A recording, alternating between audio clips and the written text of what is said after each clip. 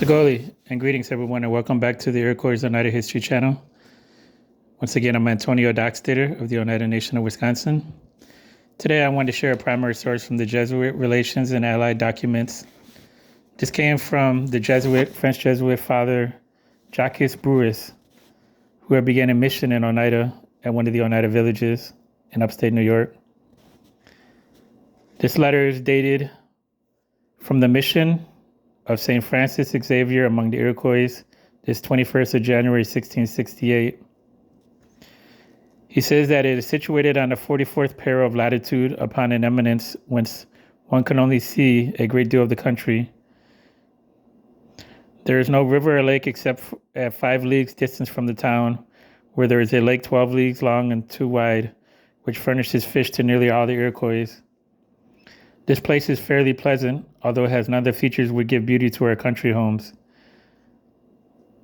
If one were to take the trouble to plant some vines and trees, they would yield as well as they do in France. But the savage is too fond of wandering to be made to cultivate them.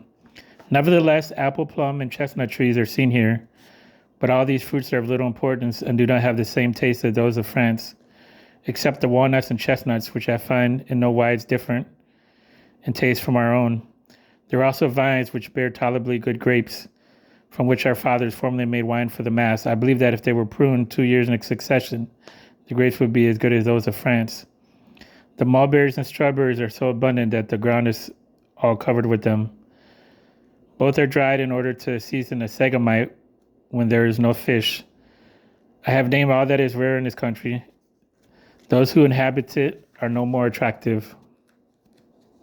So you could hear the bias in this story, but I'll continue what he has to say. The Jesuits or Oneidas have hitherto had the reputation of being the most cruel of all the Iroquois, and in fact, they have never spoken of peace until within the last 2 years. It is they who have always made war against the Algonquins and the Hurons. 2/3 of this village is composed of these two nations, who have become Iroquois in temper and inclination. The nature of the Oneiotes is altogether barbarous, that is to say, cruel, secret, cunning, and inclined to blood and carnage. The youth are reared and nourished in war, and would never choose peace if the old men who have some influence over them did not compel them to it. If they have no enemies, they make those anew. And the passion for killing men is so great that they willingly go 300 leagues and more to remove one scalp. What a disposition this is for the gospel, which speaks only of peace. Among many, I have noticed 3 which prevail over all the others, and which are common of the Iroquois: drunkenness, dreams, and impurity. They are drunkards only since they have been associated with the French and the Dutch. The French cannot furnish them brandy on account both of the prohibitions of our governors and of the war which they have been waged against us. But the Flemish give them as much of it as they can carry. They have a mania to get in possession of this baneful drink that they do not complain of going 200 leagues to bring 3 or 4 pots back into their own country. The worst is that when they have drunk it, they are demons. The dream is an evil still more dangerous, as it is the oldest. It is very hard to cure. It is the divinity of the savages, for which they have no less respect than we have for the most holy things. All that they dream must be carried out, otherwise one draws upon himself the hatred of all the dreamer's relatives and exposes himself to feel the effects of their anger.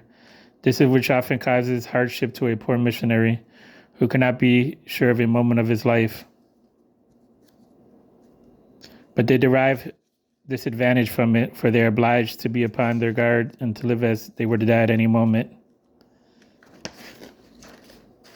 Finally, impurity triumphs so instantly among our savages that they even glory in a crime which makes the more modern bush, polygamy, introduced among them so many centuries ago, is one of the greatest obstacles in their way of Christian purity. So these were some of the opinions of the French Jesuit at the time of what was the corruptions of the Iroquois people. But he goes on to say, as they only live from day to day, they do not desire much, and all their wishes end in having something to eat.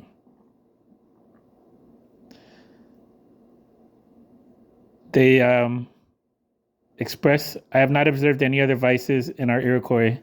They do not know what cursing is. I have never seen them become angry, even on occasions when our Frenchmen would have uttered 100 oaths. Their lives might be innocent enough if they were Christians. It is the savage's supreme good to have fresh meat. He then considers himself the happiest person in the world. And the women do hardly anything else all the winter but go and get the flesh of the deer or the moose that the men have killed, sometimes 50 leagues away from the village. So I would just wanted to share this much of the letters. And I hope that you enjoyed. Please like, comment, subscribe. And I appreciate that. Yawanko Onagiwa.